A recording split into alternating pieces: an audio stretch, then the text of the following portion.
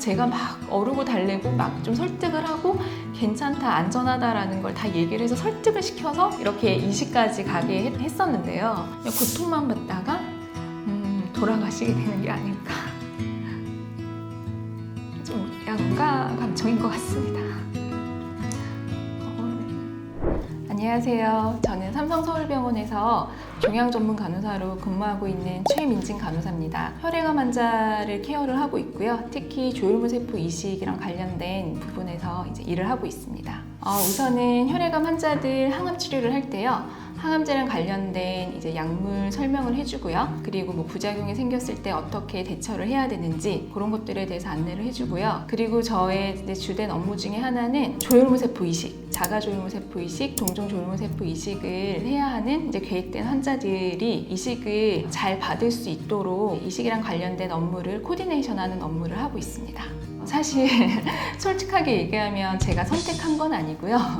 병원에 처음에 입사를 했을 때 이제 처음에 발령 받았던 이제 병동이 혈액종양내과 병동이었습니다. 본원에서 전문간호사가 되려면은요, 우선은 전문간호사 자격증이 있어야 됩니다. 전문간호사 자격증을 따기 위해서는 전문간호사를 육성하는 대학원을 진학을 해야 되고요. 그리고 그 대학원을 진학하기 위해서 또 필요한 기준이 있거든요. 그래서 해당되는 임상 경험이 우선은 만 3년이 돼야지 대학원에 진학할 수가 있고 공부를 해서 전문간호사 자격증을 따고요. 그리고 대체로 본원 같은 경우는 임상 경력이 만 5년 이상은 돼야지 이제 전문간호사를 할 수 있는 기회가 주어지는 것 같아요. 그래서 저도 전문간호사는 임상 경험이 일반 스텝 널스로 좀 10년 좀 덜 되게 근무를 했었고요. 그다음에 이제 10년째가 될 때, 10년 차가 될 때 이제 전문간호사 역할을 그때부터 시작을 했거든요. 그리고 지금 현재까지 9년 정도 하고 있습니다.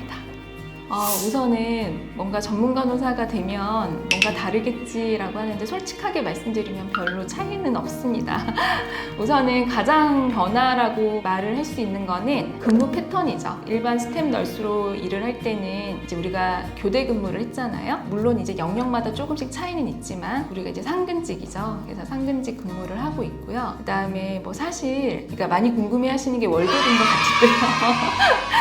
뭐 눈에 띄게 이렇게 느는 건 솔직히 없어요. 왜냐하면 뭐 주말 근무도 없고 휴일 근무 수당도 없고 나이트 근무 수당이 없기 때문에 월급은 그닥 뭐 오른다거나 그런 건 없고 사실 좀 더 적게 받는 느낌이 들 수도 있어요. 그리고 본원 같은 경우는 이제 전문간호사 수당이 있거든요. 그래서 전문간호사 수당이 그렇게 많지는 않은데요. 그래도 전문간호사 수당이라고 일부 나오는 이제 명목이 있어요. 그냥 월급은 그닥 차이는 없는 것 같고요. 그다음에 이제 복지라고 하는 거는 사실 병원에서 간호사한테 주어지는 교육의 뭐 기회나 이런 이제 꼭 필수 교육이나 이런 것들 뭐 보수 교육 아니면 뭐 관련된 학회 이런 지워지는 교육의 기회는 똑같아요. 일반 간호사랑 전문 간호사랑 어쨌든 주어지는 횟수나 이런 것들은 똑같긴 하지만 그래도 아무래도 전문 간호사는 전문성을 좀 더 발휘를 하고 더 개발을 해야 되기 때문에 간호본부에서도 전문 간호사 역량을 키우기 위해서 이 교육은 꼭 필요하다라고 판단을 하시면 뭐 예를 들어서 근무를 더 좀 지원을 해주던가 아니면은 그 교육을 듣기 위해서 이제 들어가야 되는 그런 이제 교육 비용 이런 것들이 일부 더 지원은 해주고 있는 걸로 알고 있습니다.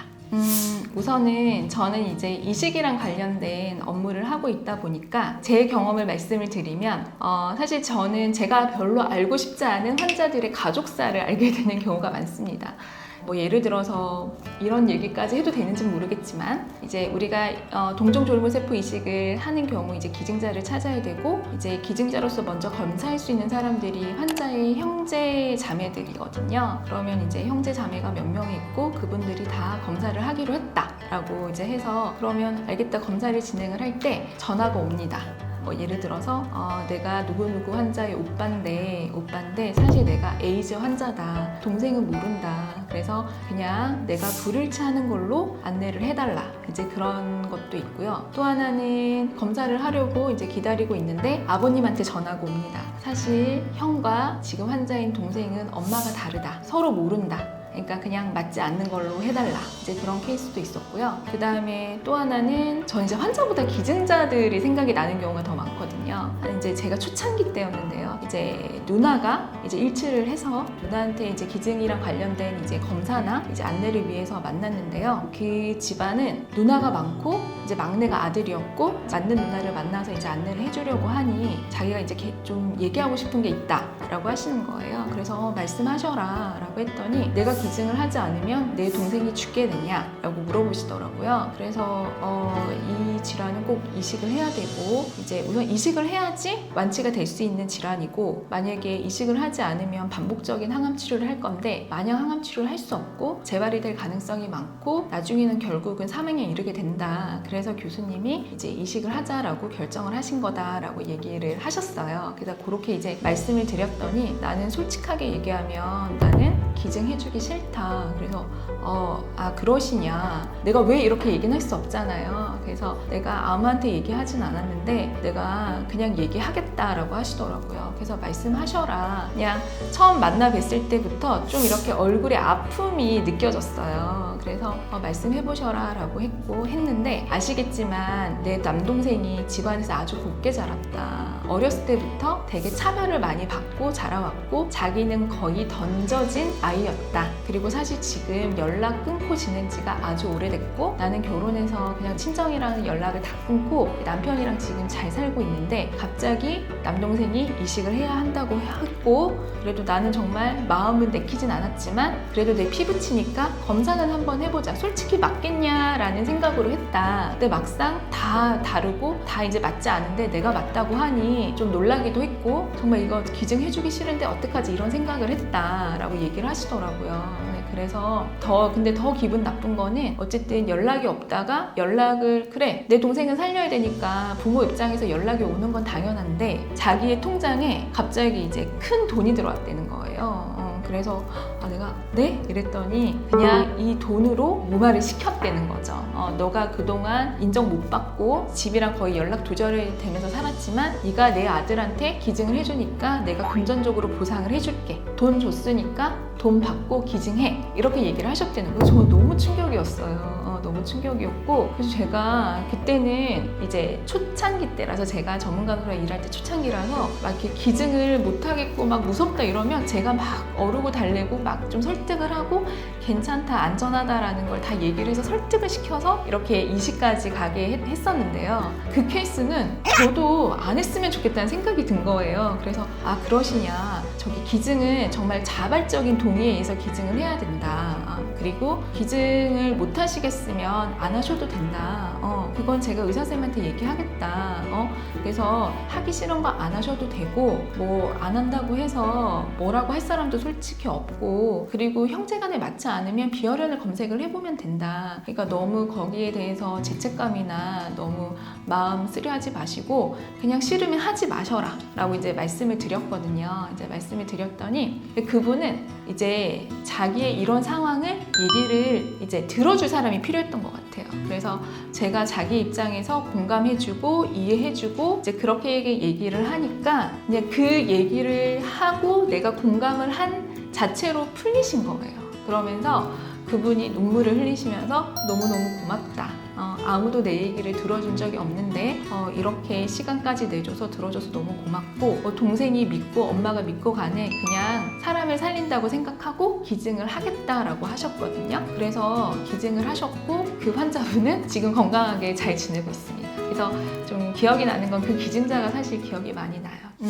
우선은 솔직하게 말씀을 드리면 저는 죽음을 앞둔 환자보다는 큐어를 목적으로 하는 이식을 하는 환자들을 대상으로 하고 있어요. 그래서 임종을 앞둔 환자들을 대할 일은 사실 많지는 않아요. 그래도 예전이랑 달라서 지금은 이식이라는 치료가 정말 마지막으로 하는 치료로 하는 경우도 있거든요. 이제 솔직한 마음으로는 이 치료가 힘든 치료고 쉬운 치료가 아닌데 이 치료를 받으면서 잘못되면은 이 환자는 자기의 삶을 제대로 이렇게 마감할 수 있는 시간이 없는 건데 그냥 고통만 받다가 돌아가시게 되는 게 아닐까.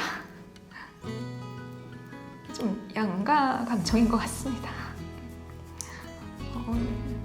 그래도 이제 어쨌든 환자들은 일말의 그런 내가 이제 어쨌든 살 수 있는 마지막 방법이다라고 생각을 하고 하시기 때문에 저는 어쨌든 환자들이랑 같이 으쌰으쌰하면서 이제 이식 치료를 할 수 있게끔 도와는 드리곤 있는데요. 다른 한편으로는 그냥 환자분이 마지막까지 고통을 받고 치료를 받기보다는 이제 환자와 그리고 그 환자들을 떠나보내야 되는 가족들도 사실 좀 준비가 필요한 것 같거든요. 그래서 그런 분들한테 자신의 삶을 정리할 수 있는 시간을 좀 주는 것도 중요하다고 생각을 합니다. 저희가 주책이야. 아니, 많은 간호사분들도 요즘 비슷한 감각을 느끼실 것 같아요. 네. 사실. 아마 비슷할 거예요. 네. 네. 사실 이제 목표해왔던 게 있어요. 제가 이제 간호사를 하면서 내가 이 목표를 이루기 위해서 전문 간호사의 경험도 필요하다라고 생각을 해서 어느 순간부터 이렇게 준비를 해왔거든요. 그래서 저는 학생들을 가르치고 싶은 그게 이제 저의 최종 목표이긴 해요. 그 간호사를 이제 꿈꾸는 학생들에게 좋은 본보기가 되는 이제 스승이 되려면은 뭐 당연히 지식도 이제 필요하지만 임상 경험이 많아야 그 학생들한테 이런 경험담을 얘기를 해주면 좀 더 이해도 쉬울 거고 또 이제 임상에 또 흥미도 좀 느낄 수 있을 것 같고 해서요. 우선은 저의 최종 목표를 이루기 위해서 지금은 이제 현재 제 업무에 충실하면서 이제 좀 더 역량을 이제 쌓아가는 단계라고 지금 생각하고 있습니다. 저도 신규 간호사나 일반 스텝 널스였을 때는 전문 간호사 선생님들을 보면 그냥 마냥 멋지다. 정말 나도 저렇게 되고 싶다. 그런 선호의 대상이었어요. 정말 막 전문가의 향기가 막 풀풀 이렇게 풍기면서 다니셨거든요. 저렇게 될 수 있겠지? 라고 하면서 이제 목표를 가지고 이제 일을 했는데 하다 보니 그렇게 되기 위해서는 정말 많은 노력을 하셨구나. 그리고 많은 이제 고비와 갈등을 이제 겪으면서 그 자리까지 올라가셨구나라는 걸 제가 이제 하면서 이제 느끼게 된 거예요. 정말 밖에서 보는 거랑 막상 내가 일을 하면서 느끼는 그 업무의 차이와 강도는 있을 수밖에 없거든요. 근데 그런 것들을 이제 계속 일을 하면서 지혜롭게 잘 이제 해결은 해야 되는데요. 결코 쉽지 않다는 거. 좀 어느 정도 각오는 필요하다는 거. 그리고 항상 자기 개발을 해야 된다는 거. 하지만 이 전문 간호사, 종양 전문 간호사라는 이 역할은 보람이 당연히 있기 때문에 한번 도전은 그리고 한번 해볼 만한 역할인 것 같다고 말씀드리겠습니다.